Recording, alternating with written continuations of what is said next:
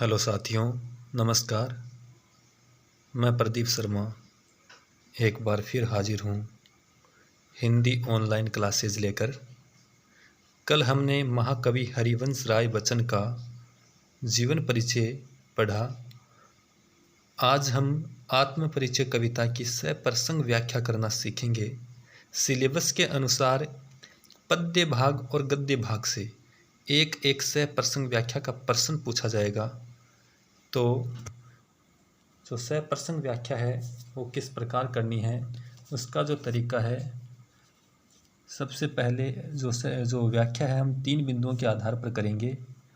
पहला जो बिंदु है वो हो जाएगा अपना संदर्भ व प्रसंग।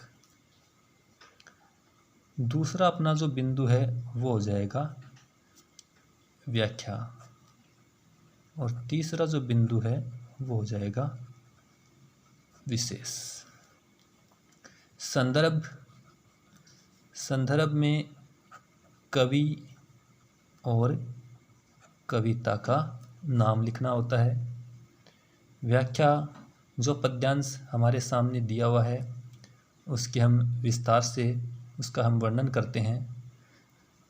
संदर्भ के साथ एक होता है प्रसंग, जो पद्यांश हमारे सामने दिया हुआ है उसका सार, उसकी जो मूल संवेदना है वो उसमें हमें लिखनी होती है।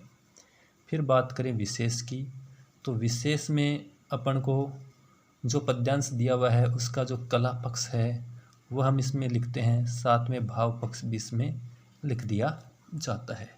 जैसे कला पक्ष की बात करें तो जो पद्यांश है उसकी भाषा कौन सी है, इसमें रस कौन सा है, इसमें काव्य गुण कौन सा है, इसमें छंद कौन सा है, इसमें अलंकार कौन सा है। कम से कम 4-5 बिंदु इसमें लिखने होते हैं। इसके अलावा हम और भी बिंदु ऐड कर सकते हैं, जैसे इसमें शब्द शक्ति कौन सी है, कौन सी शैली में ये लिखा गया है।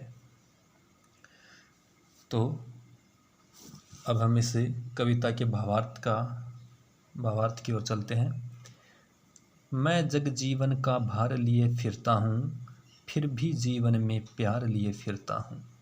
कर दिया किसी ने झनकृत जिनको छू कर, मैं सांसों के 2 तार लिए फिरता हूँ। मैं जग जीवन का भार लिए फिरता हूँ। कवि हरिवंश राय बच्चन ने आत्म परिचय कविता में स्वयं का परिचय हमारे सामने प्रस्तुत किया है। कवि वर्णन करते हुए कहते हैं कि वह जगजीवन का भार यहाँ कहा गया है सांसारिक उत्तरदायित्वों को, जो जिम्मेदारियां हैं। कवि हरिवंश राय बच्चन कहते हैं कि वह सांसारिक उत्तरदायित्वों का भार लिए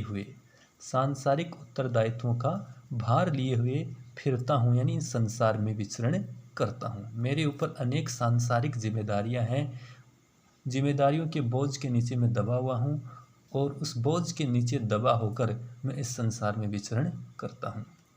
फिर भी, यानी अनेक जिम्मेदारियां होने के बावजूद भी, ऐसी परिस्थितियां होने के बावजूद भी जीवन में प्यार लिए फिरता हूँ। ऐसी परिस्थितियां होने के बावजूद भी मैं अपने जीवन में प्रेम का प्रसार करता रहता हूँ। इतनी जिम्मेदारियां होने के बावजूद भी मैं प्रेम रूपी मस्ती के साथ जीवन यापन करता हूँ। अनेक सांसारिक उत्तरदायित्व हैं, सांसारिक जिम्मेदारियां हैं, इतनी परिस्थितियां होने के बावजूद भी मैं प्रेम रूपी मस्ती के साथ जीवन यापन करता हूँ। या फिर यूँ कहें कि मैं इस संसार में प्रेम का प्रसार करता रहता हूँ। कर दिया किसी ने झनकृत जिनको छू कर, मैं सांसों के 2 तार लिए फिरता हूँ। कर दिया किसी ने, किसी शब्द है वो आया है अज्ञात प्रियतमा के लिए। ध्यान रहे, कवि हरिवंश राय बच्चन ने यहाँ जिस प्रियतमा का उल्लेख किया है वो स्पष्ट नहीं है, वो एक रहस्य बना हुआ है कि आखिरकार वो उनकी पत्नी है या फिर उनकी कोई प्रेमिका है या फिर उनकी कोई माता है, बहन है, या फिर हो सकता है कि वो परमपिता परमात्मा भी हो सकता है। लेकिन इसका स्पष्ट रूप से उल्लेख नहीं है। कविवर कहते हैं कि किसी अज्ञात प्रियतमा ने झनकृत करना, झनकार पैदा करना या प्रेम का प्रसार करना, जिनको जिनको शब्द का यहाँ पर अर्थ हो जाएगा, जिनको आया है उनकी हृदय रूपी वीणा के लिए। कर दिया किसी ने झनकृत जिनको छूकर, कवि हरिवंश राय बच्चन कहते हैं कि किसी अज्ञात प्रियतमा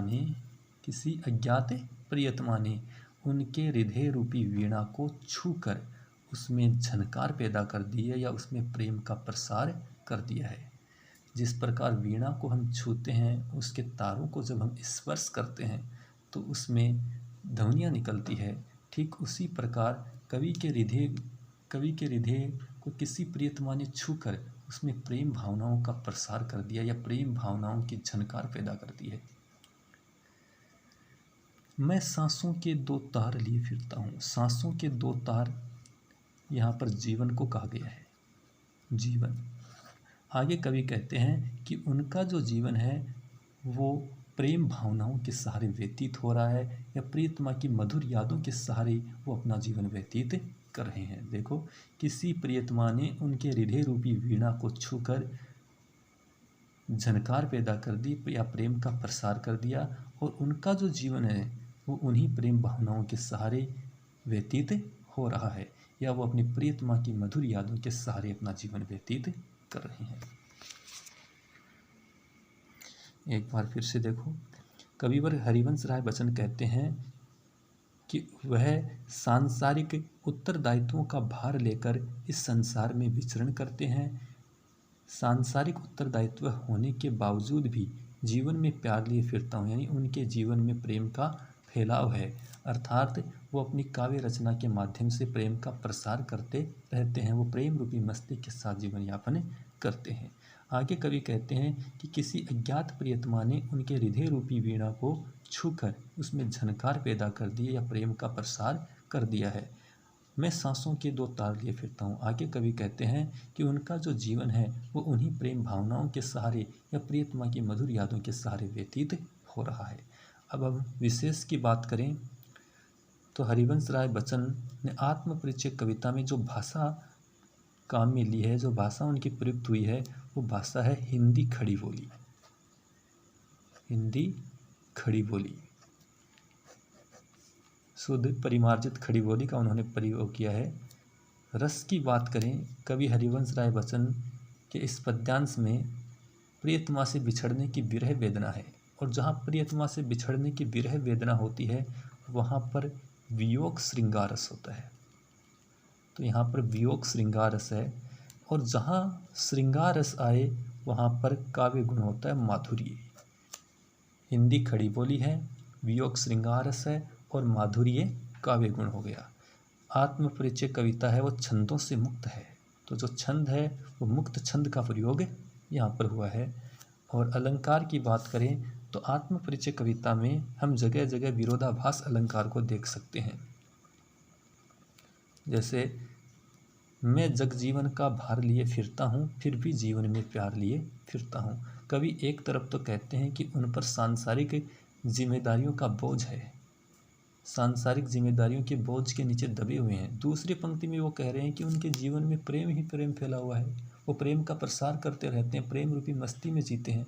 तो इस बात का विरोध किया जा सकता है कि जो जिम्मेदारियों के बोझ के नीचे दबा हुआ है उसके जीवन में मस्ती कैसे हो सकती है। तो यहाँ पर विरोधाभास अलंकार है। बात अनुप्रास अलंकार है तो वो तो हम जगह जगह देख ही सकते हैं। जैसे यहाँ पर अगर हम देखें, जगजीवन जय वर्ण की दो बारावर्ती, कर किसी ने कै वर्ण की दो बारावर्ती, किसी वर्ण की एक से अधिक बारावर्ती होती है तो वहाँ पर अनुप्रास अलंकार होता है। जब सामान्य बुद्धि से पढ़ने पर विरोध का आभास होता है तो वहाँ विरोधाभास अलंकार होता है। अब आगे, मैं स्नेह सूरा का पान किया करता हूँ। आगे कवि हरिवंश राय बच्चन कहते हैं, स्नेह प्रेम, सूरा शराब। कवि हरिवंश राय बच्चन कहते हैं कि वह प्रेम रूपी शराब पान यानी पीकर, वह प्रेम रूपी शराब को पीकर मदमस्त हो जाते हैं।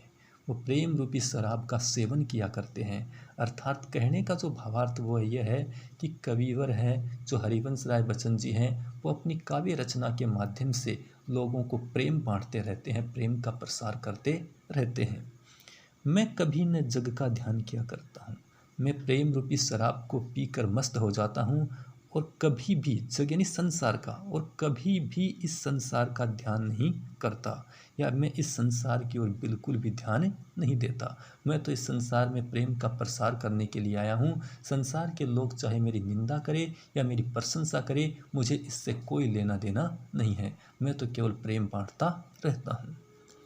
जग पूछ रहा उनको, आगे कवि कहता है कि जग यानी संसार, संसार पूछ रहा यानी संसार उनको पूछता है, संसार उनको पूछता है, या इस संसार में उनकी पूछ होती है, उनका मान सम्मान होता है जो जग की गाते।